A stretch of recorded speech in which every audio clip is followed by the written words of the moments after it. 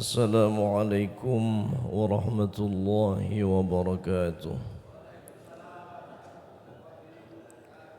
A'udzu billahi minasy syaithanir rajim. Bismillahirrahmanirrahim. Alhamdulillahilladzi anzala ala 'abdihi al-kitaba wa lam yaj'al lahu 'iwaja.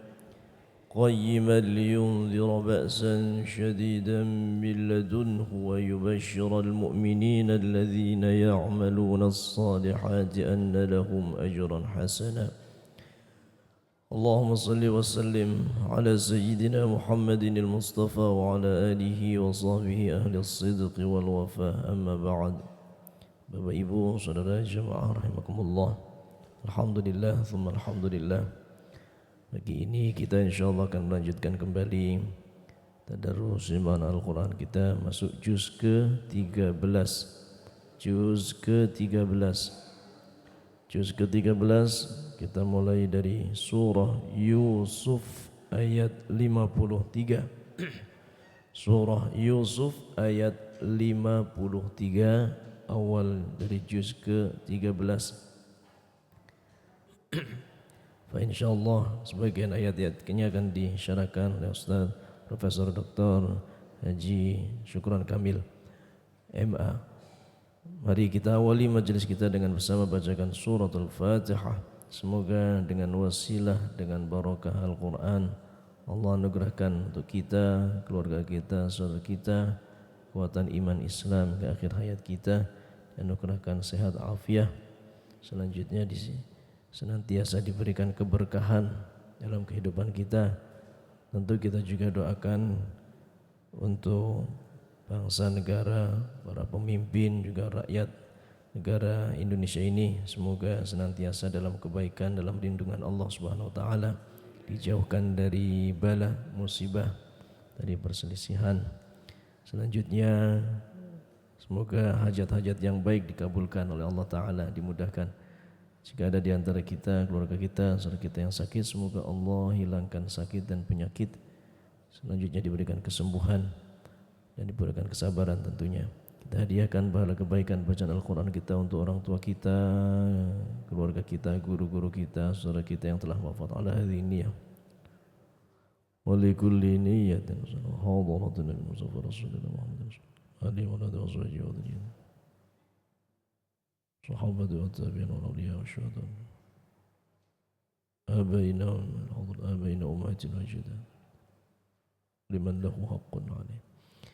الفاتحة. أعوذ بالله من الشيطان الرجيم. بسم الله الرحمن الرحيم. الحمد لله رب العالمين الرحمن الرحيم مالك يوم الدين إياك نعبد وإياك نستعين اهدنا الصراط المستقيم صراط الذين أنعمت عليهم غير المغضوب عليهم ولا الضالين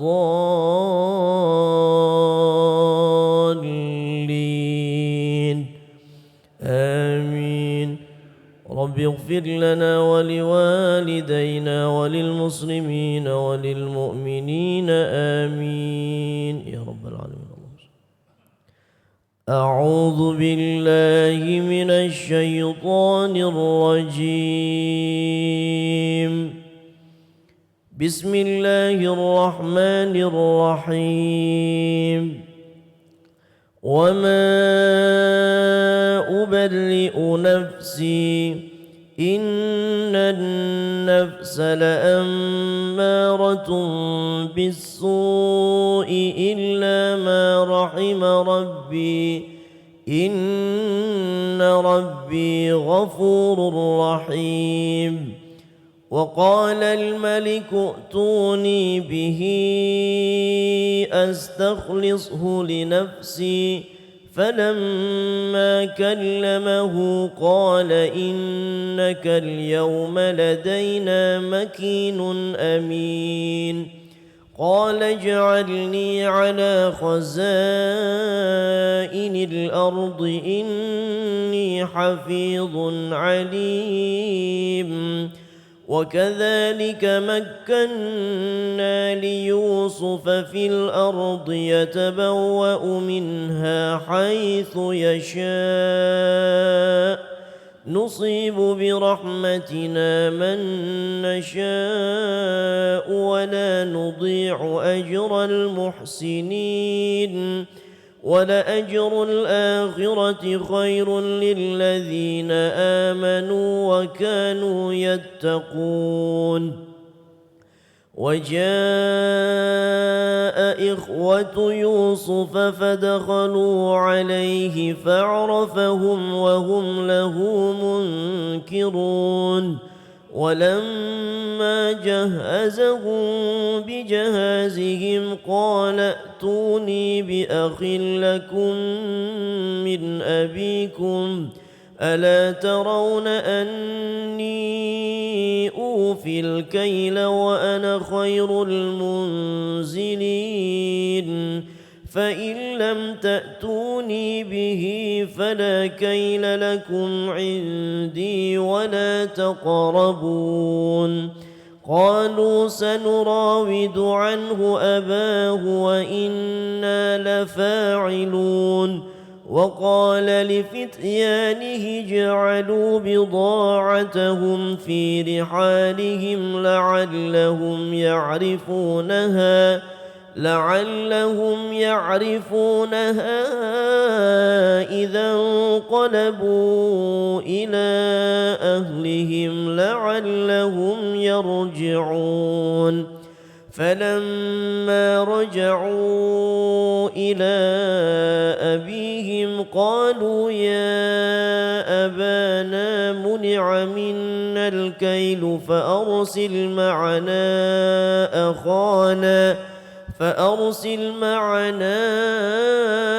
أخانا نكتل وإنا له لحافظون قال هل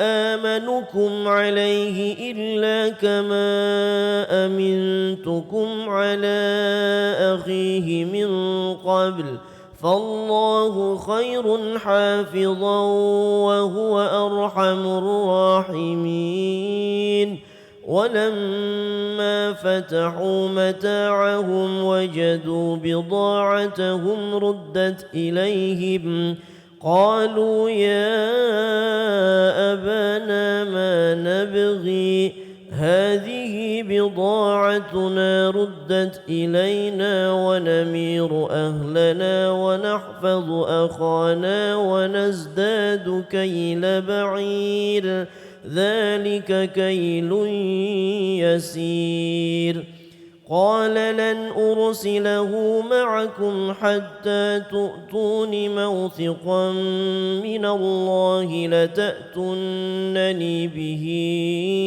إلا أن يحاط بكم فلما آتوه موثقهم قال الله على ما نقول وكيل وقال يا بني لا تدخلوا من باب واحد وادخلوا من أبواب متفرقة وما أغني عنكم من الله من شيء إن الحكم إلا لله عليه توكلت وعليه فليتوكل المتوكلون ولما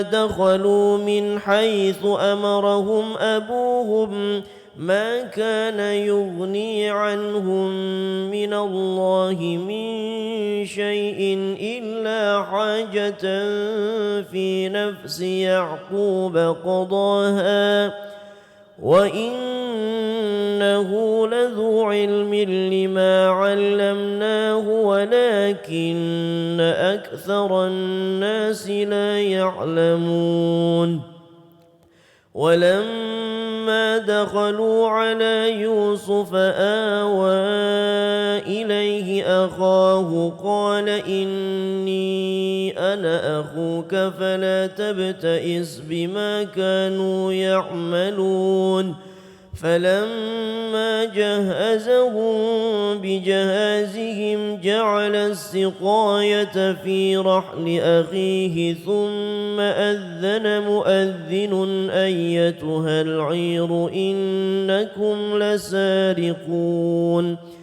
قالوا وأقبلوا عليهم ماذا تفقدون قالوا نفقد صواع الملك ولمن جاء به حمل بعير وأنا به زعيم قالوا تالله لقد علمتم ما جئنا لنفسد في الأرض وما كنا سارقين قالوا فما جزاؤه إن كنتم كاذبين قالوا جزاؤه من وجد في رحله فهو جزاؤه كذلك نجزي الظالمين فبدأ بأوعيتهم قبل وعاء أخيه ثم استخرجها من وعاء أخيه كذلك كدنا ليوسف ما كان ليأخذ أخاه في دين الملك إلا أن يشاء الله نرفع درجات من نشاء وفوق كل ذي علم عليم قالوا إن يسرق فقد سرق أخ له من قبل فأسرها يوسف في نفسه ولم يبدها لهم قال أنتم شر مكانا والله أعلم بما تصفون قالوا يا أيها العزيز إن له أبا شيخا كبيرا فخذ أحدنا مكانه إنا نراك من المحسنين قال معاذ الله أن نأخذ إلا من وجدنا متاعنا عنده إنا إذا لظالمون فلما استيئسوا منه خلصوا نجيا قال كبيرهم ألم تعلموا أن أباكم قد أخذ عليكم موثقا من الله ومن قبل ما فرطتم في يوسف فلن أبرح الأرض حتى يأذن لي أبي أو يحكم الله لي وهو خير الحاكمين ارجعوا إلى أبيكم فقولوا يا أبانا إن ابنك سرق وما شهدنا إلا بما علمنا وما كنا للغيب حافظين واسأل القرية التي كنا فيها والعير التي أقبلنا فيها وإنا لصادقون قال بل سولت لكم أنفسكم أمرا فصبر جميل عسى الله أن يأتيني بهم جميعا إنه هو العليم الحكيم وتولى عنهم وقال يا أسفا على يوسف وابيضت عيناه من الحزن فهو كظيم قالوا تالله تفتأ تذكر يوسف حتى تكون حرضا أو تكون من الهالكين قال إنما أشكو بثي وحزني إلى الله وأعلم من الله ما لا تعلمون يا بني يذهبوا فتحسسوا من يوسف وأخيه ولا تيأسوا من روح الله إنه لا ييأس من روح الله إلا القوم الكافرون فلما دخلوا عليه قالوا يا أيها العزيز مسنا وأهلنا الضر وجئنا ببضاعة مزجاة فأوف لنا الكيل وتصدق علينا إن الله يجزي المتصدقين قال هل علمتم ما فعلتم بيوسف وأخيه إذ أنتم جاهلون قالوا أئنك لأنت يوسف قال أنا يوسف وهذا أخي قد من الله علينا إنه من يتق ويصبر فإن الله لا يضيع أجر المحسنين قالوا تالله لقد آثرك الله علينا وإن كنا لخاطئين قالوا تالله لقد آثرك الله علينا وإن كنا لخاطئين قال لا تثريب عليكم اليوم يغفر الله لكم وهو أرحم الراحمين اذهبوا بقميصي هذا فألقوه على وجه أبي يأت بصيرا وأتوني بأهلكم أجمعين ولما فصلت العير قال أبوهم إني لأجد ريح يوسف لولا أن تفندون قالوا تالله إنك لفي ضلالك القديم فلما أن جاء البشير ألقاه على وجهه فارتد بصيرا قال ألم أقل لكم إني أعلم من الله ما لا تعلمون قالوا يا أبانا استغفر لنا ذنوبنا إنا كنا خاطئين قال سوف أستغفر لكم ربي إنه هو الغفور الرحيم فلما دخلوا على يوسف آوى إليه أبويه وقال ادخلوا مصر إن شاء الله آمنين ورفع أبويه على العرش وخروا له سجدا وقال يا أبت هذا تأويل رؤياي من قبل قد جعلها ربي حقا وقد أحسن بي إذ أخرجني من السجن وجاء بكم من البدو من بعد أن نزغ الشيطان بيني وبين إخوتي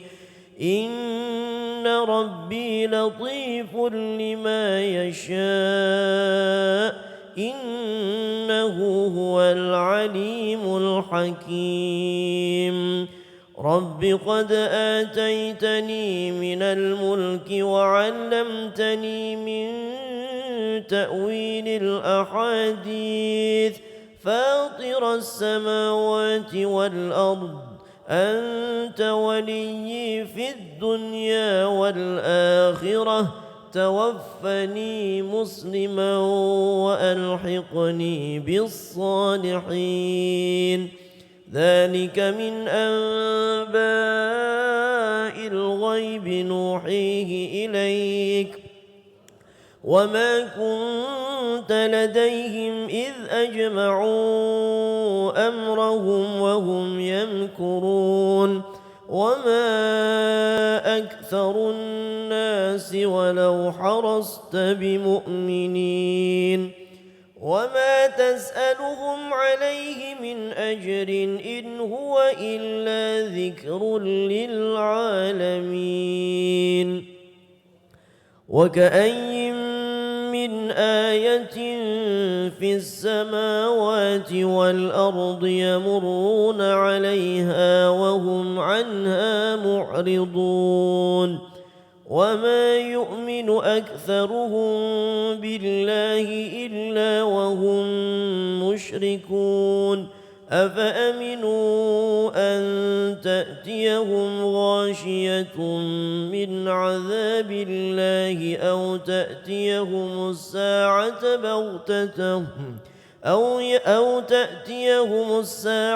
بغتة وهم لا يشعرون قل هذه سبيلي أدعو إلى الله على بصيرة أنا ومن اتبعني وسبحان الله وما أنا من المشركين وما أرسلنا من قبلك إلا رجالا نوحي إليهم من أهل القرى أفلم يسيروا في الأرض فينظروا كيف كان عاقبة الذين من قبلهم ولدار الآخرة خير للذين اتقوا أفلا تعقلون حتى إذا استيأس الرسل وظنوا أنهم قد كذبوا جاءهم نصرنا فنجي من نشاء ولا يرد بأسنا عن القوم المجرمين لقد كان في قصصهم عبرة لأولي الألباب ما كان حديثا يفترى ولكن تصديق الذي بين يديه وتفصيل كل شيء وهدى ورحمة لقوم يؤمنون بسم الله الرحمن الرحيم ألف لام ميم را تلك آيات الكتاب والذي أنزل إليك من ربك الحق ولكن أكثر الناس لا يؤمنون الله الذي رفع السماوات بغير عمد ترونها ثم استوى على العرش وسخر الشمس والقمر كل يجري لأجل مسمى يدبر الأمر يفصل الآيات لعلكم بلقاء ربكم توقنون وهو الذي مد الأرض وجعل فيها رواسي وأنهارا ومن كل الثمرات جعل فيها زوجين اثنين يغشي الليل النهار إن في ذلك لآيات لقوم يتفكرون وفي الأرض قطع متجاورات وجنات من أعناب وزرع ونخيل صنوان وغير صنوان يسقى بماء واحد ونخيل صنوان وغير صنوان يسقى بماء واحد ونفضل بعضها على بعض في الأكل إن في ذلك لآيات لقوم يعقلون وإن تعجب فعجب قولهم أإذا كنا ترابا أإنا لفي خلق جديد أولئك الذين كفروا بربهم وأولئك الأغلال في أعناقهم وأولئك أصحاب النار هم فيها خالدون ويستعجلونك بالسيئة قبل الحسنة وقد خلت من قبلهم المثلات وإن ربك لذو مغفرة للناس على ظلمهم وإن ربك لشديد العقاب ويقول الذين كفروا لولا أنزل عليه آية من ربه إنما أنت منذر ولكل قوم هاد الله يعلم ما تحمل كل أنثى وما تغيض الأرحام وما تزداد وكل شيء عنده بمقدار عالم الغيب والشهادة الكبير المتعال سواء منكم من أسر القول ومن جهر به ومن هو مستخف بالليل وسارب بالنهار له معقبات من بين يديه ومن خلفه يحفظونه من أمر الله إن الله لا يغير ما بقوم حتى يغيروا ما بأنفسهم وإذا أراد الله بقوم سوءا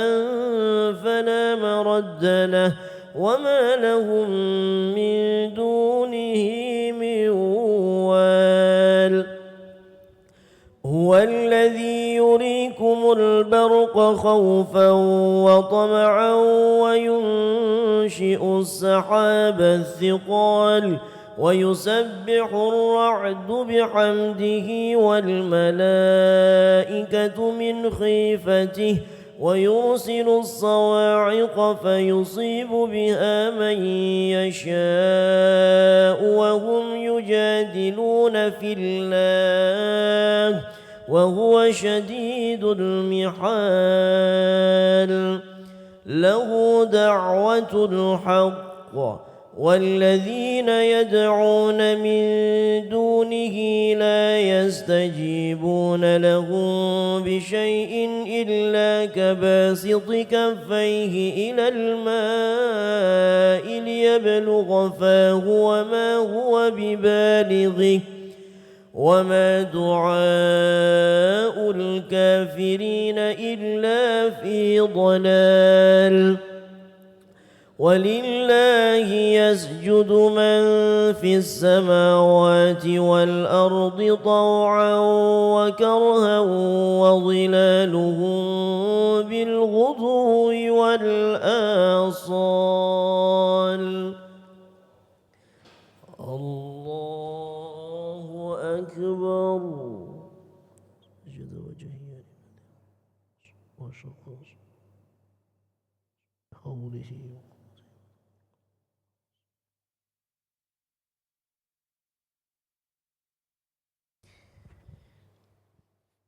الله أكبر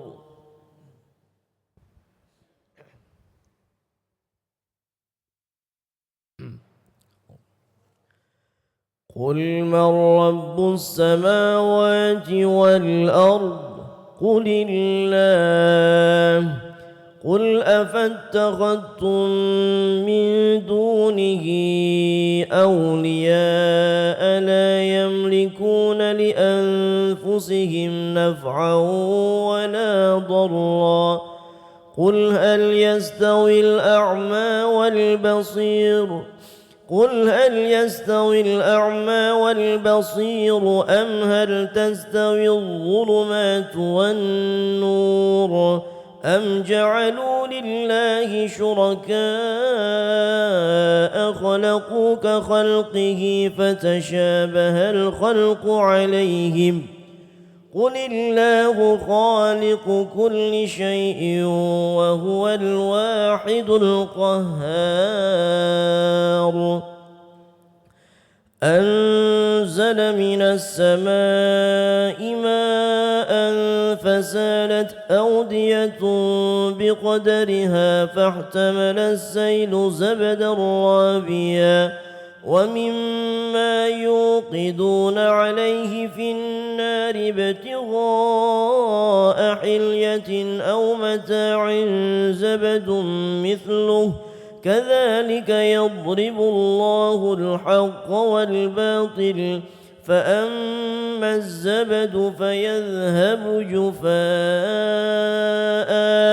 وأما ما ينفع الناس فيمكث في الأرض كذلك يضرب الله الأمثال للذين استجابوا لربهم الحسنى والذين لم يستجيبوا له لو أن لهم ما في الأرض جميعا ومثله معه لافتدوا به أولئك لهم سوء الحساب ومأواهم جهنم وبئس المهاد أفمن يعلم أنما أنزل إليك من ربك الحق كمن هو أعمى إنما يتذكر أولو الألباب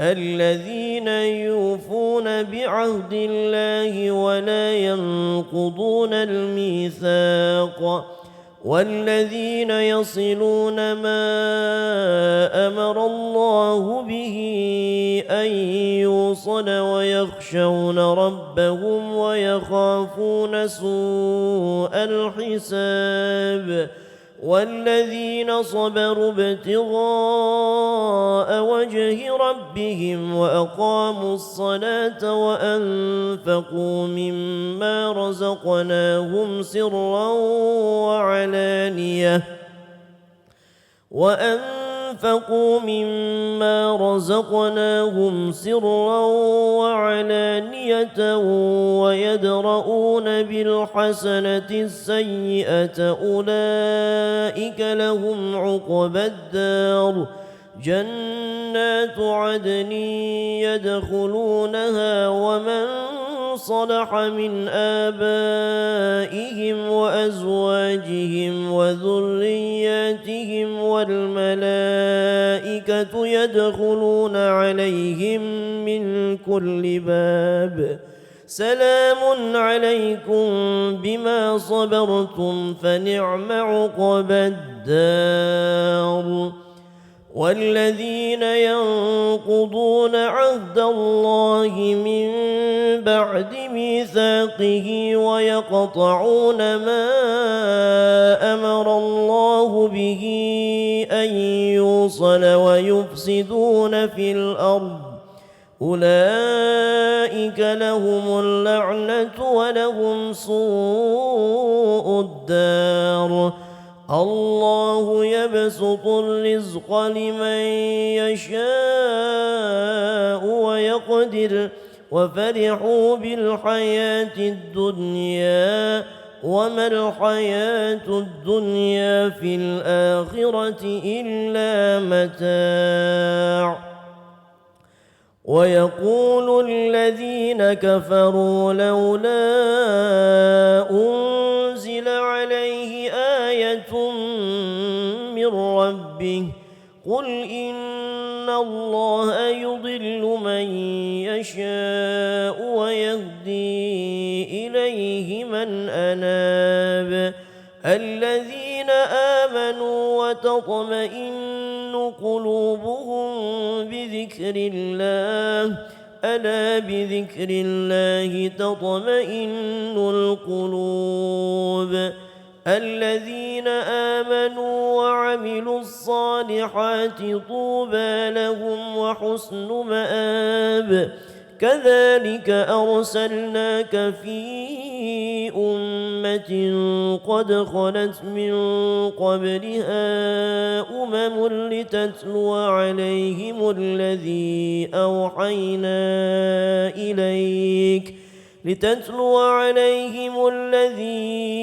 أوحينا إليك وهم يكفرون بالرحمن قل هو ربي لا إله إلا هو عليه توكلت وإليه متاب.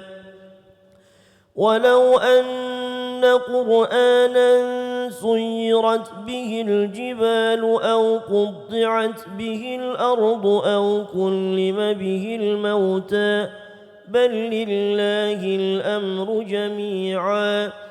أفلم ييأس الذين آمنوا أن لو يشاء الله لهدى الناس جميعا. ولا يزال الذين كفروا تصيبهم بما صنعوا قارعة أو تحل قريبا من دارهم حتى يأتي وعد الله إن الله لا يخلف الميعاد. ولقد استهزئ برسل من قبلك فأمليت للذين كفروا ثم أخذتهم فكيف كان عقاب. أفمن هو قائم على كل نفس بما كسبت وجعلوا لله شركاء قل سموهم أم تنبئونه بما لا يعلم في الأرض أم بظاهر من القول بل زين للذين كفروا مكرهم وصدوا عن السبيل ومن يضلل الله فما له من هاد. لهم عذاب في الحياة الدنيا ولعذاب الآخرة أشق وما لهم من الله من واق.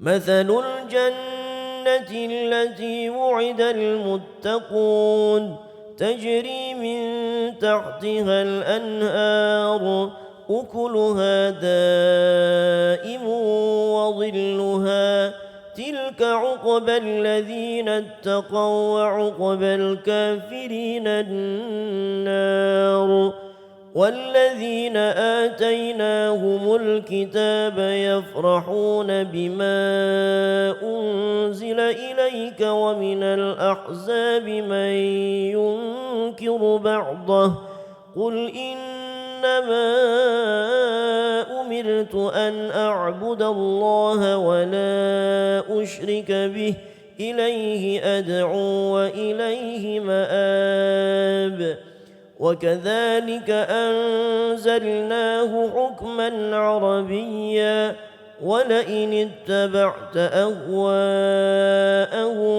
بعدما جاءك من العلم ما لك من الله من ولي ولا واق ولقد أرسلنا رسلا من قبلك وجعلنا لهم أزواجا وذرية وما كان لرسول أن يأتي بآية إلا بإذن الله لكل أجل كتاب يمحو الله ما يشاء ويثبت وعنده أم الكتاب وإما نرينك بعض الذي نعدهم أو نتوفينك فإنما عليك البلاغ وعلينا الحساب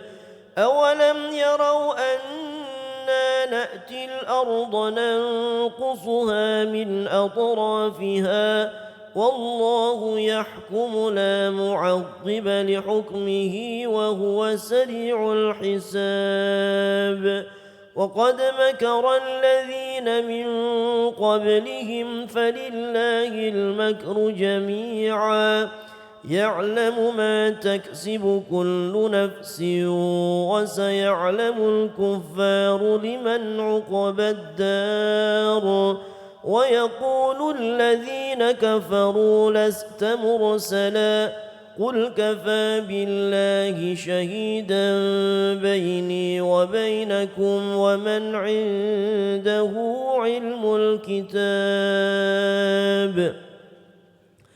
بسم الله الرحمن الرحيم ألف لام را كتاب أنزلناه إليك لتخرج الناس من الظلمات إلى النور بإذن ربهم إلى صراط العزيز الحميد الله الذي له ما في السماوات وما في الأرض وويل للكافرين من عذاب شديد الذين يستحبون الحياة الدنيا على الآخرة ويصدون عن سبيل الله ويبغونها عوجا أولئك في ضلال بعيد وما أرسلنا من رسول إلا بلسان قومه ليبين لهم فيضل الله من يشاء ويهدي من يشاء وهو العزيز الحكيم ولقد أرسلنا موسى بآياتنا أن أخرج قومك من الظلمات إلى النور وذكرهم بأيام الله إن في ذلك لآيات لكل صبار شكور وإذ قال موسى لقومه اذكروا نعمة الله عليكم إذ أنجاكم من آل فرعون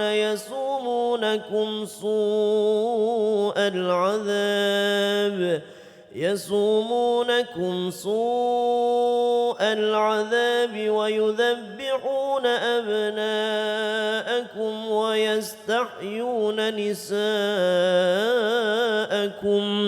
وفي ذلكم بلاء من ربكم عظيم. وإذ تأذن ربكم لئن شكرتم لأزيدنكم ولئن كفرتم إن عذابي لشديد. وقال موسى إن تكفروا أنتم ومن في الأرض جميعا فإن الله لغني حميد. ألم يأتكم نبأ الذين من قبلكم قوم نوح وعاد وثمود والذين من بعدهم لا يعلمهم إلا الله جاءتهم رسلهم بالبينات فردوا أيديهم في أفواههم وقالوا إنا كفرنا بما أرسلتم به وإنا لفي شك مما تدعونا إليه مريب. قالت رسلهم أفي الله شك فاطر السماوات والأرض يدعوكم ليغفر لكم من ذنوبكم ويؤخركم إلى أجل مسمى.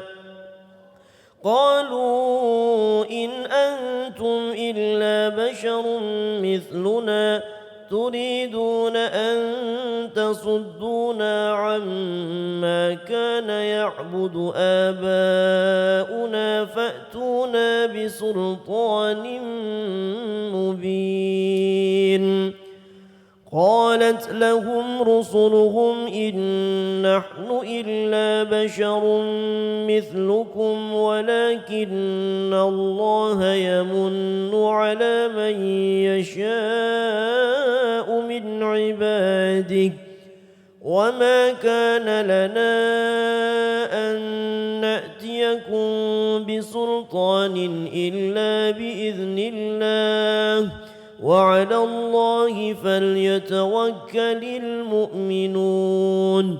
وما لنا ألا نتوكل على الله وقد هدانا سبلنا ولنصبرن على ما آذيتمونا وعلى الله فليتوكل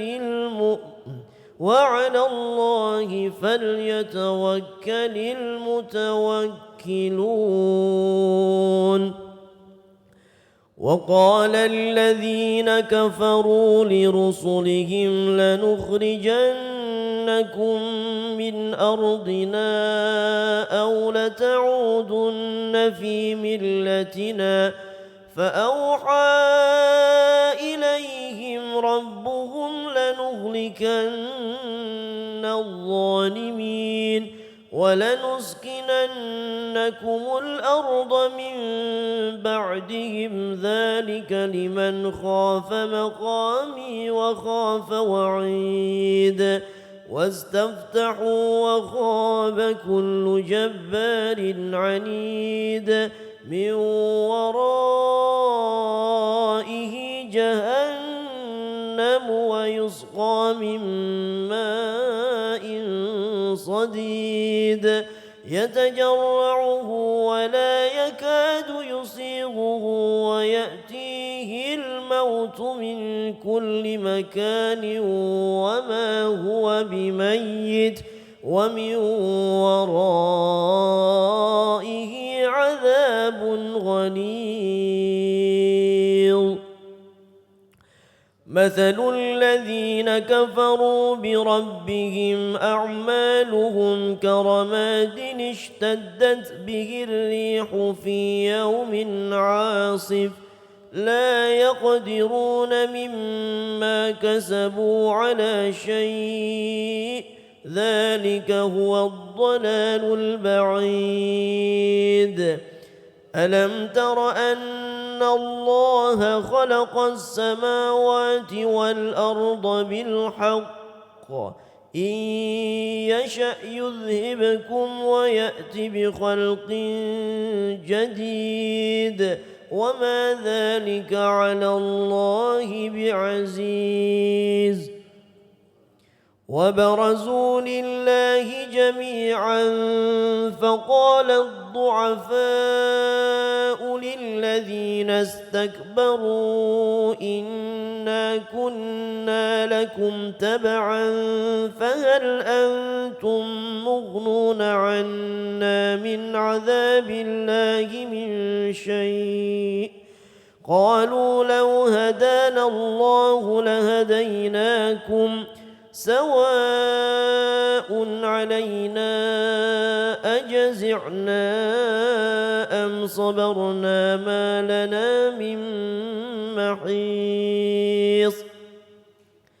وقال الشيطان لما قضي الأمر إن الله وعدكم وعد الحق ووعدتكم فأخلفتكم وما كان لي عليكم من سلطان إلا أن دعوتكم فاستجبتم لي فلا تلوموني ولوموا أنفسكم ما أنا بمصرخكم وما أنتم بمصرخي إني كفرت بما أشركتمون من قبل إن الظالمين لهم عذاب أليم.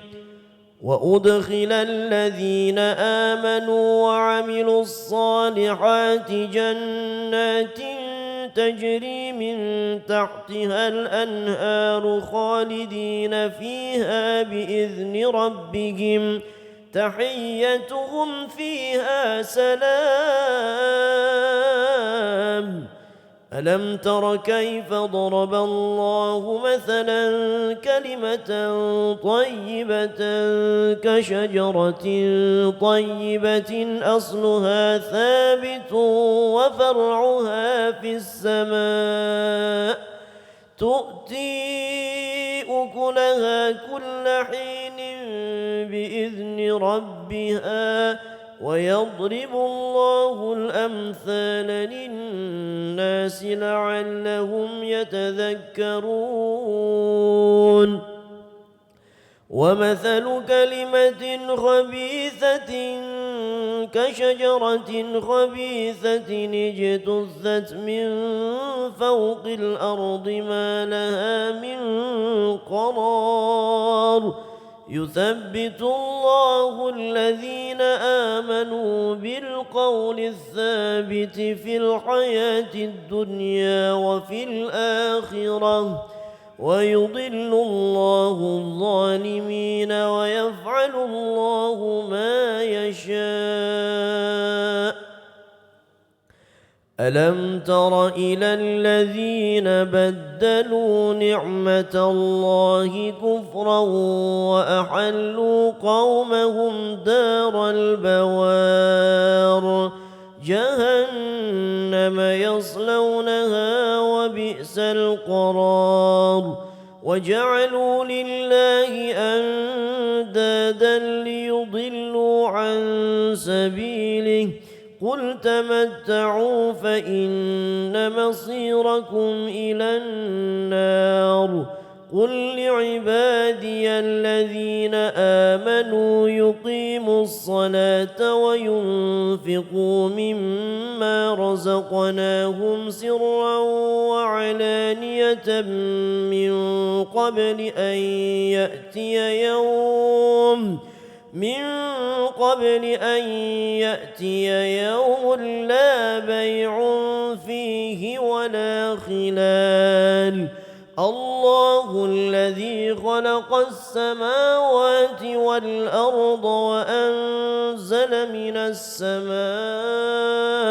ماء فأخرج به من الثمرات رزقا لكم وسخر لكم الفلك لتجري في البحر بأمره وسخر لكم الأنهار وسخر لكم الشمس والقمر دائبين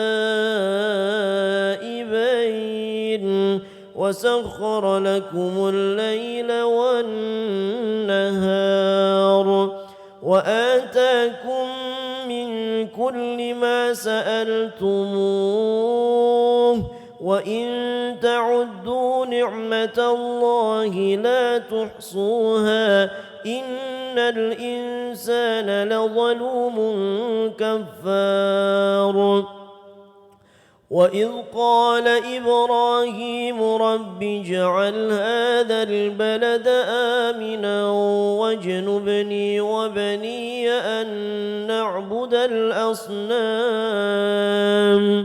رب إنهن أضللن كثيرا من الناس فمن تبعني فإنه مني ومن عصاني فإنك غفور رحيم ربنا إني أسكنت من ذريتي بواد غير ذي زرع عند بيتك المحرم ربنا ليقيموا الصلاة فاجعل أفئدة من الناس تهوي إليهم وارزقهم من الثمرات لعلهم يشكرون ربنا إنك تعلم ما نخفي وما نعلن وما يخفى على الله من شيء في الأرض ولا في السماء الحمد لله الذي وهب لي على الكبر إسماعيل وإسحاق إن ربي لسميع الدعاء رب اجعلني مقيم الصلاة ومن ذريتي ربنا وتقبل دعاء ربنا اغفر لي ولوالدي وللمؤمنين يوم يقوم الحساب ولا تحسبن الله غافلا عما يعمل الظالمون إنما يؤخرهم ليوم تشخص فيه الأبصار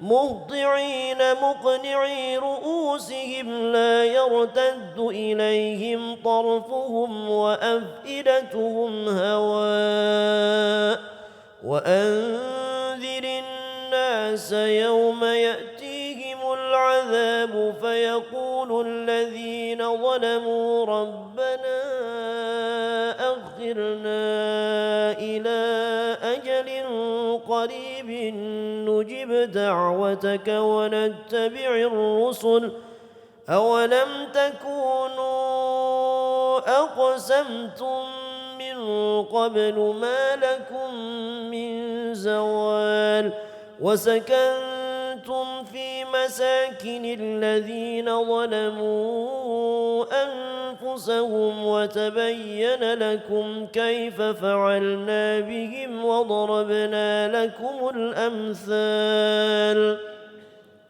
وقد مكروا مكرهم وعند الله مكرهم وإن كان مكرهم لتزول منه الجبال فلا تحسبن الله مخلف وعده رسله إن الله عزيز ذو انتقام يوم تبدل الأرض غير الأرض والسماوات وبرزوا لله الواحد القهار وترى المجرمين يومئذ مقرنين في الأصفاد سرابيلهم من قطران وتغشى وجوههم النار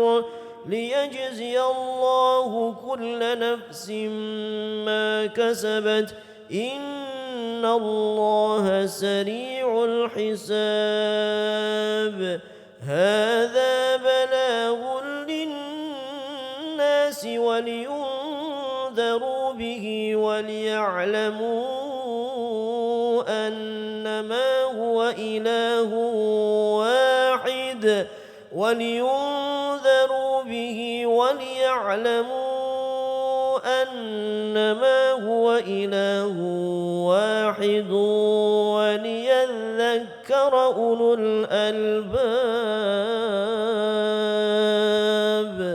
صدق الله العظيم.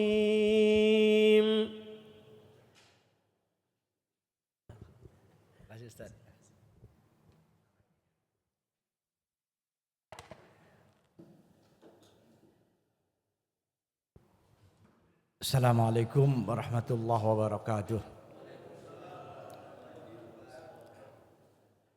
Alhamdulillahilladzi anzala as-sakinata fi qulubil mu'minin wassalatu wassalamu ala Muhammadin sayyidil anbiya'i wal mursalin wa ala alihi wa ashabihi ajmain amma ba'du.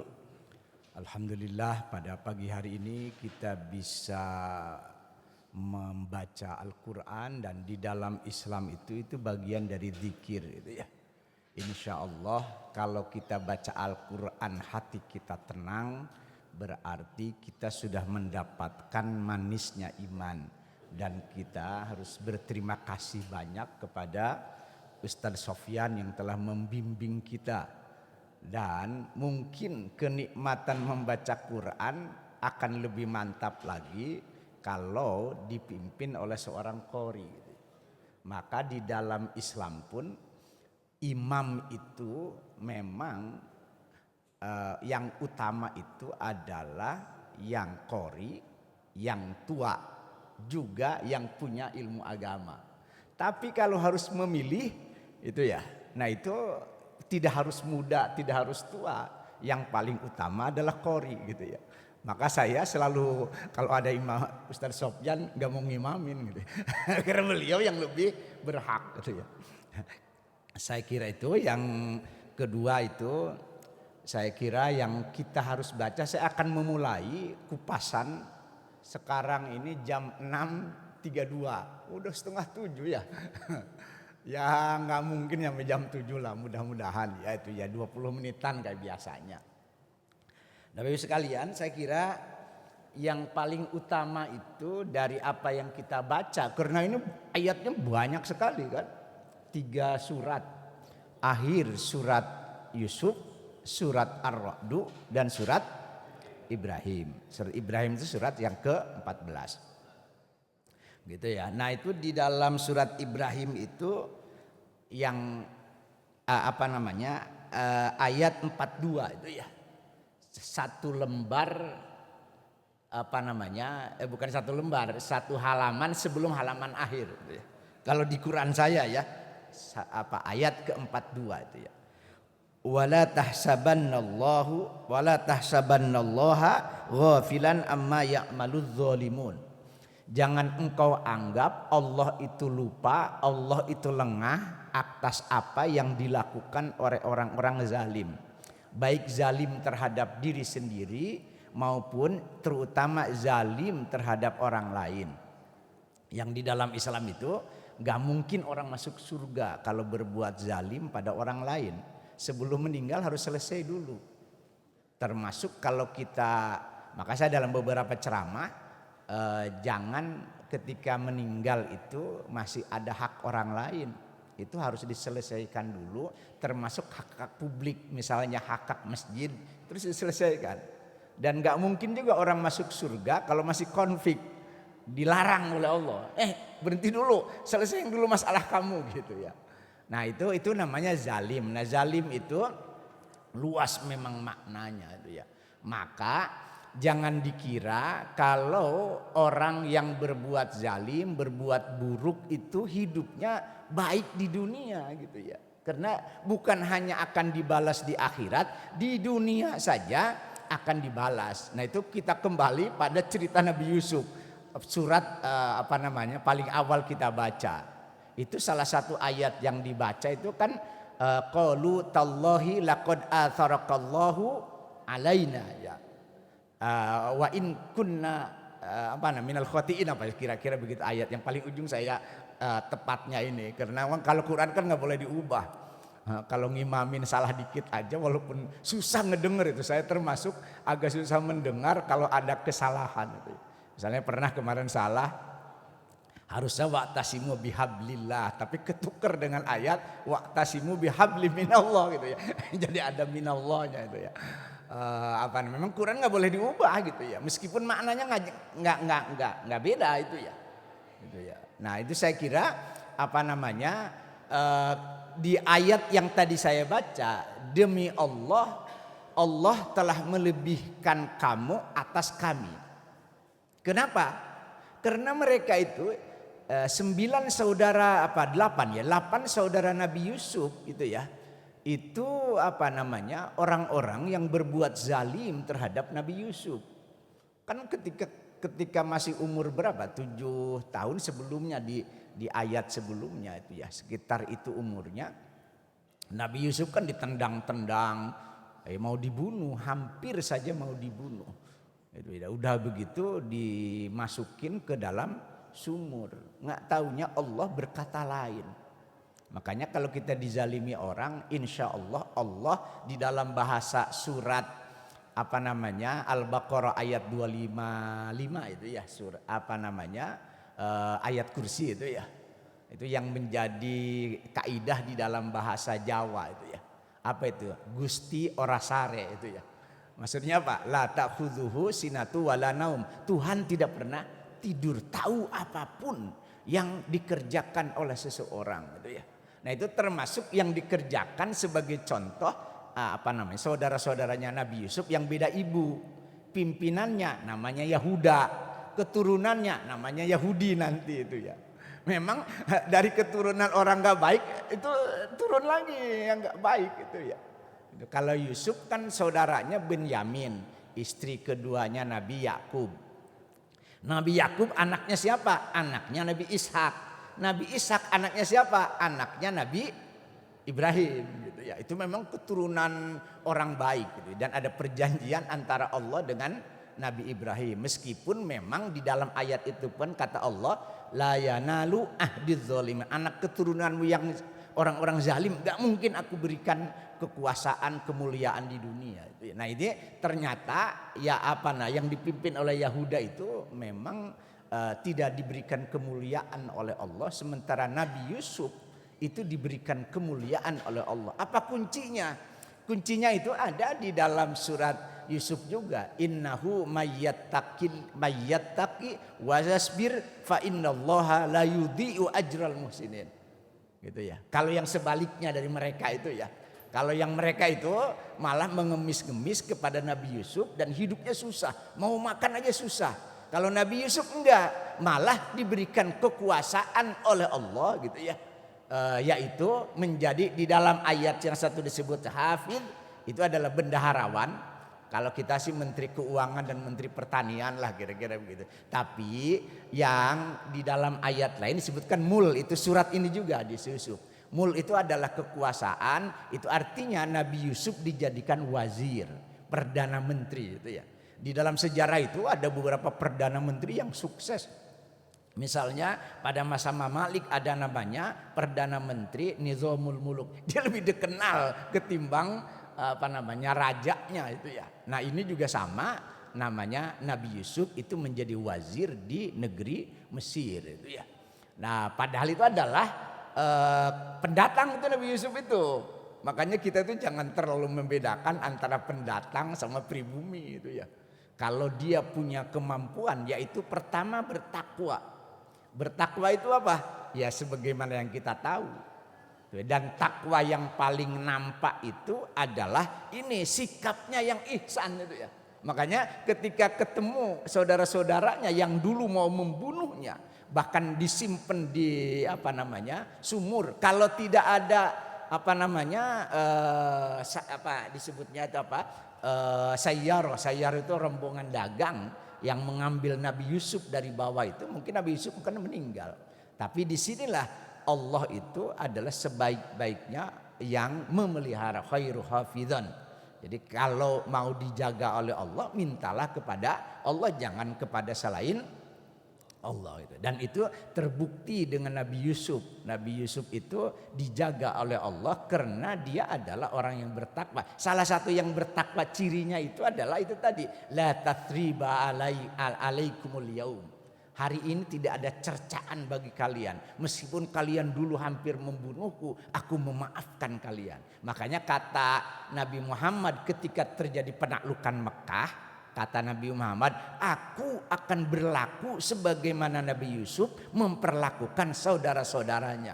Makanya walaupun Nabi diperangi berkali-kali, di Taif hampir saja Nabi meninggal karena memang berlumuran darah kan sebagian badannya itu.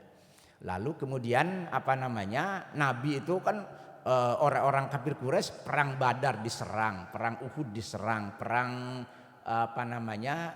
Parit diserang. Berapa kali tuh? Hampir mau meninggal, terutama di dalam perang Uhud itu kan. Bahkan diisukan meninggal. Tetapi Nabi memaafkan mereka. Siapa yang masuk ke rumah Umayyah atau masuk Masjidil Haram, maka kalian bebas. Aku akan berlaku sebagaimana Nabi Yusuf memperlakukan saudara-saudaranya. Dan tentu saja ini adalah wayasbir. Wayasbir itu hampir sama ya. Kan kunci kehidupan yang sukses itu adalah ora et labora di dalam bahasa Latin ya, yang itu dipegang oleh kaum Kristiani. Kalau di kita itu ada ayat wasta'inu bis-sabri was-shalah. Ciri orang yang bertakwa tentu saja punya ibadah yang baik. Sebab bagaimana Allah bisa memenuhi kita kalau kita nggak ingat Allah gitu kan. Kalau kita terus beribadah kepada Allah, ketika kita butuh, insya Allah Allah lah yang akan membantu kita. Yang kedua itu adalah bisa wasta'inu bis-sabri. Malah yang pertama itu ketekunan, kerja. Makanya Nabi Yusuf itu punya kunci kehidupan itu giat di dalam bekerja, baik ketika menjadi anak angkat yang dijadiin budak oleh Perdana Menteri sebelumnya itu ya, Kitfir namanya, maupun ketika sudah nanti menjadi Perdana Menteri. Tentu saja basis utamanya adalah menjaga nafsu.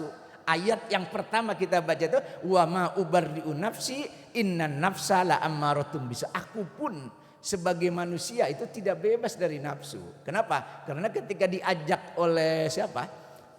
Nanti akan menjadi istrinya. Karena istrinya nanti lebih cantik lagi ketika dikasih daun sidratul muntaha itu ya.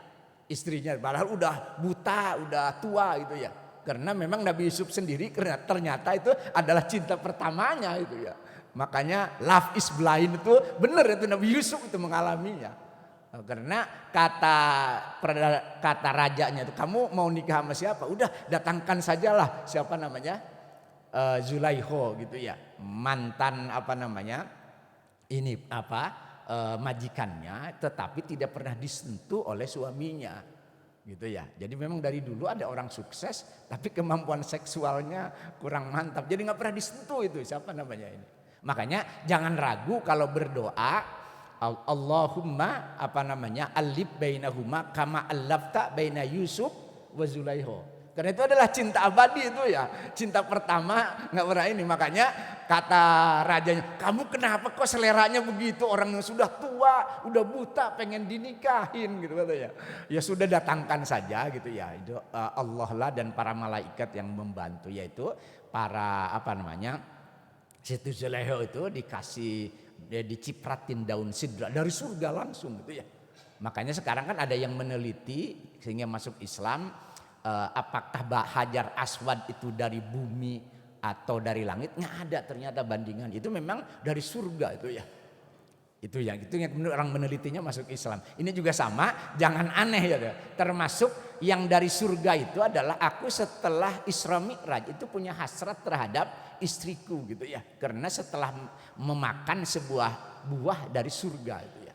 Sehingga memang Fatimah itu dicintai banget oleh Nabi Muhammad karena itu adalah kayak bidadarinya surga, tercipta oleh karena setelah Nabi memakan ini. Nah ini juga sama, itu Siti Zulaiha itu matanya sembulan lebih cantik dari sebelumnya. Itu gara-gara dicipratin pohon Sidratul Muntaha oleh malaikat Jibril gitu ya. Sehingga memang nikahlah nanti itu ya. Nah, jadi tapi sebelumnya itu kan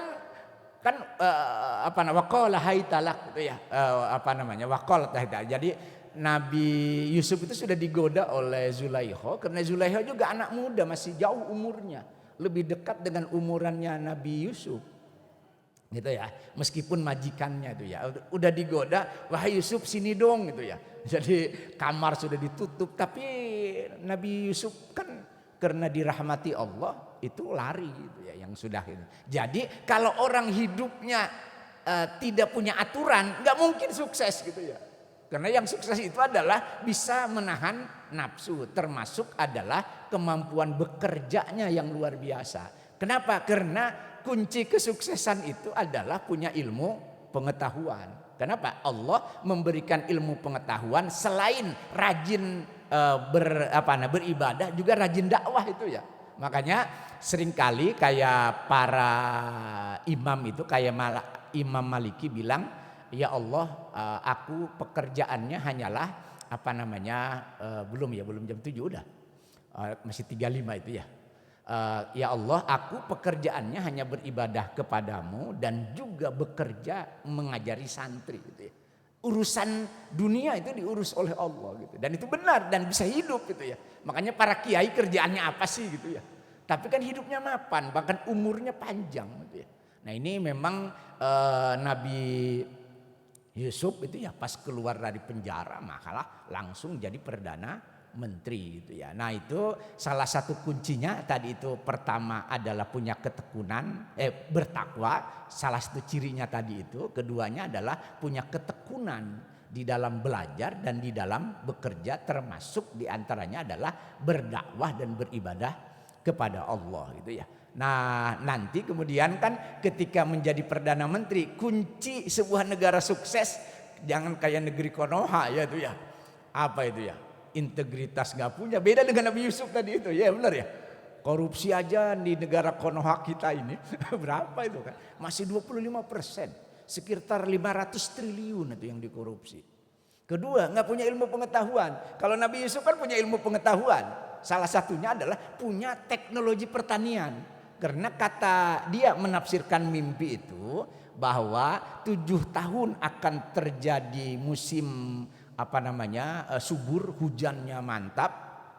Kedua kuncinya itu nanti ada di teknologi perairan itu ya. Yang ke 7 tahun berikutnya ada musim paceklik. Nah itu Nabi Yusuf kan ketemu saudaranya dari Palestina itu kan di musim paceklik 7 tahun berikutnya itu gitu kan. Yang karena itulah memang kelebihan Mesir itu adalah di teknologi kanal, yaitu nanti dilanjutkan oleh tradisi Islam ketika Mesir dikuasai oleh penguasa Islam. Demikian juga dengan tradisi Babilonia, kan kemampuannya di kanal. Nah kita ini kadang-kadang saya bingung ya, Menteri Pertanian itu kerjaannya apa? Kanal-kanal masih kurang gitu ya. Meskipun sekarang Menteri Pertaniannya bagus, malah dari sekian yang berkuasa itu yang kelihatannya serius memimpin adalah sekarang Menteri Pertanian itu ya. Dan apa namanya, itu harusnya kan kita itu kanal-kanal bagus. Tapi kan masih kurang kanal-kanal kita ini. Ya kan? Yang kedua itu adalah apa namanya, selain kanal itu apa? Teknologi di dalam pengawetan apa namanya, hasil pertanian. Kalau kita ini lagi musim panen dibuang itu karena kelebihan banyak. Ketika musim kurang, kita kekurangan. Padahal kita ini punya pertanian yang bagus, punya laut yang banyak. Ikan-ikan kita ini malah diambil orang, bukannya dipelihara kayak masih zaman kolonial aja. Makanya apa namanya, sebenarnya kalau dikelola dengan baik gak mungkin negara kita itu kelaparan. Kalau pakai menggunakan teori yang sudah dilakukan oleh Nabi Yusuf. Terakhir di dalam surat Ar-Ra'd, nama juga Ar-Ra'd kan kilat. Jadi Allahu yurikumul barqa haufa wa tama'a. Kilat itu kan elektrik. Benar ya? Dan elektrik ini kata Allah itu melahirkan harapan dan juga melahirkan ketakutan. Makanya kalau di tengah sawah dulu kan banyak orang mati itu kan. Karena kena kilat ya kan. Tapi kilat juga melahirkan manfaat. Itulah yang disebut dengan teknologi berbasis elektrik, yaitu perlistrikan. Makanya sekarang ini teknologi kalau pengen maju basis utamanya pertanian dulu. Ya kan, di dalam surat Yusuf. Kalau surat berikutnya lakukan juga penggunaan energi yang disebut dengan energi listrik gitu ya. Makanya kalau mau sukses kata Allah kuasai energi listrik. Ditambah lagi bahkan ada energi panas, surat Yasin itu ya, akhir surat Yasin. Makanya kita ini sebenarnya cukup lengkap gitu ya. Cuma memang yaitu tadi kuncinya itu tadi itu punya ilmu, tapi sebelum punya ilmu punya apa namanya, kesalehan, punya integritas. Makanya di tangan orang berintegritas insya Allah sebuah negara akan makmur. Saya kira demikian. Ngaji itu yang penting kan kayak hiburan dan melihat hidup kita berdasarkan Quran. Sebelum jam 7 persis seperti yang saya sampaikan tadi. Makasih. Assalamualaikum warahmatullahi wabarakatuh. Suaranya lebih mantap. اللهم ارحمنا بالقرآن واجعله اللهم ارحمنا بالقرآن واجعله